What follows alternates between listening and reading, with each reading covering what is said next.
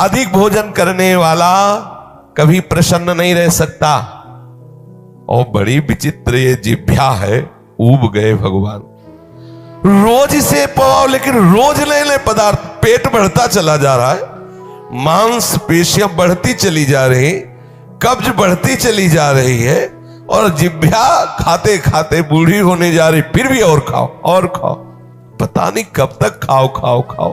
पूरे अनंत जन्म व्यतीत होते जा रहे खाते, रोज रोज विचार, नए विचार, आज ऐसा हो तो आज ऐसा हो, आज इसका चिल्ला हो तो आज उसका, मतलब पूरा बैठे बैठे अष्टयाम सेवा का चिंतन नहीं होता।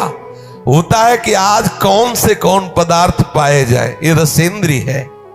भोजन पर साधक ध्यान दे, नहीं तो आनंद का जो विषय, मन की प्रसन्नता है, वो आप नहीं धारण कर पाएंगे।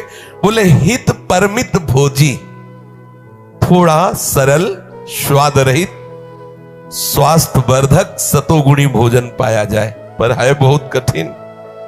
2-3 दिन अगर ऐसा उबला पाए तो चौथे दिन वो समोसे में ही ब्रजवासी के जाएगा। वो देखो अब जो कुछ हो 2-4 ले आओ, और फिर वो अरे सब ऐसे ही चलता है। वो मन पूरा उस समय उपदेश दे करके हमें फंसा लेता है।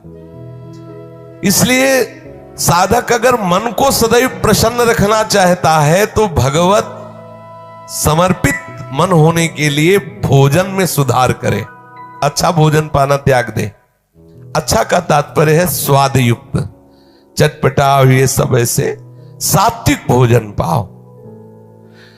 पूज्य भाई जी से हनुमान प्रसाद पोद्दार जी महाराज साधकों की नियमावली में बनाए थे कि 1 दाल और 1 सब्जी और रोटी और चावल।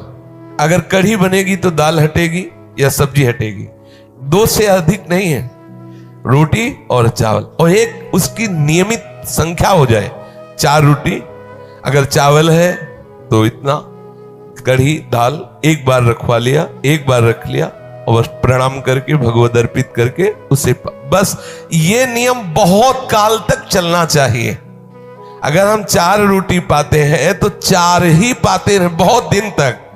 अब यहां तो देखे कि कै बच रहे हैं, बोले 2 गुलाब जामुन 2 लड्डू बच रहे, बोले रुको थोड़ा टहल लेते हैं, फिर टहल के बैठ के फिर उनको दो, तो मन प्रसादा स्थिति को प्राप्त नहीं हो पाएंगे। थोड़ा सावधान रखिए, अपनी जिह्वा को, अपने भोजन पाने के नियम को एक सीमित रखिए। बोले हित परमित भोजी, मना प्रसादा सौमत्यम के लिए हमें चाहिए कि थोड़ा भोजन बहुत बहुत लाभदायक है। थोड़ा भोजन पक्का समझना, बहुत आनंद का अनुभव होता है।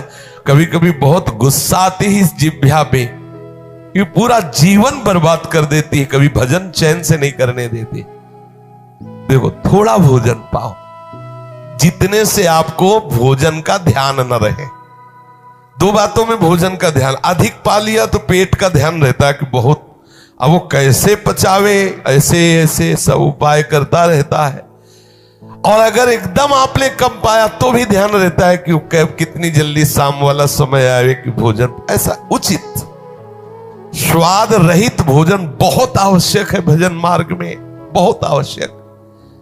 ये अधिक मीठा, चटपटा, खट्टा, ये वो सब कामोत्तेजना पैदा करता है, कब्ज बनाता है, मन को चंचल करता है, कई तरह के भयानक ऐसे दोष जो हमारी साधना में हानिकारक है। पक्का समझ लीजिए, ये अनुभूत बात कहते हैं। भोजन जितना सरस होगा भजन उतने चौपट होगा, पक्का समझ लो। सात्विक और सरल भोजन, हमने गुरुजनों को देखा है, जीवन हो गया 2 रोटी से तीसरी नहीं पाई। 10 वर्ष उनकी सेवा में रह के देखा, 2 रोटी से कभी तीसरी नहीं पाई। जीवन हो गया गुरुदेव को, जीवन हो अपने हाथ से बनाना, और कभी हमने तीसरी रोटी पाते महाराज जी को नहीं देखा। 2 रोटी सब्जी बनाया, भोग लगाया श्री जी को, और तो अगर तीसरी बनी है तो प्रसाद में बटेगी। आपको केवल 2 ही पाते देखा है। शाम की थोड़ा दूध ले लिया, बहुत सूक्ष्म। तो आप देखा है रात रात भर बैठे रो रहे हैं श्री जी के, कोई पद चल रहा है या तो नाम में डूबे हुए, जब देखते तो हृदय जलता, कैसी रसमय स्थिति, हाय मेरा जीवन व्यर्थ जा रहा है, हम कब इस भाव को प्राप्त होंगे।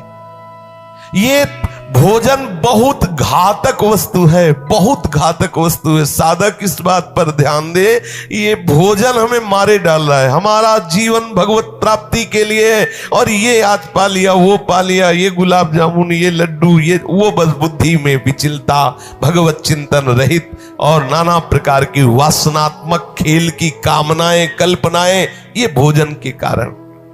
बहुत आवश्यक है भोजन सुधारना। भोजन नींव है परमार्थ की। जैसा खाओ अन्न वैसा बने मन। तो मन प्रसाद कैसे प्राप्त होगे, क्योंकि आपका भोजन ठीक नहीं है।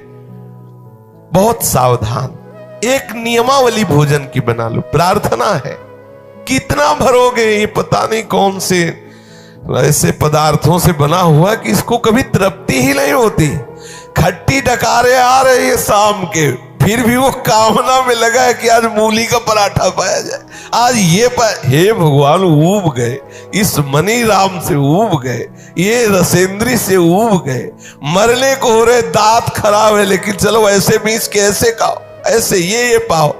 बचो, इस चाल से बचो। भोजन को साधक एक नियमावली बना लो आप, कि मुझे अगर चावल मिलेगा तो महाप्रसाद मिलेगा तो इतना, सब्जी मिलेगी तो इतनी, दाल इतनी, रोटी इतनी, बस एक बार लेना सीखो। ये बार बार परोसना, बार बार रसोई में, ये उनके लिए जो खूब मेहनत करते हैं, गृहस्थी में है। चलो, जैसा विरक्त साधक को या भगवत प्राप्ति के साधक को एक बार थाल में रखवा लेना चाहिए। 4 रोटी, 5 रोटी, सब्जी, दाल, इसके बाद राधे श्याम, आप अपना कार्य देखें, हमारा पर्याप्त हो गया, हम धीरे धीरे भगवत स्मरण करते हुए पा लेंगे।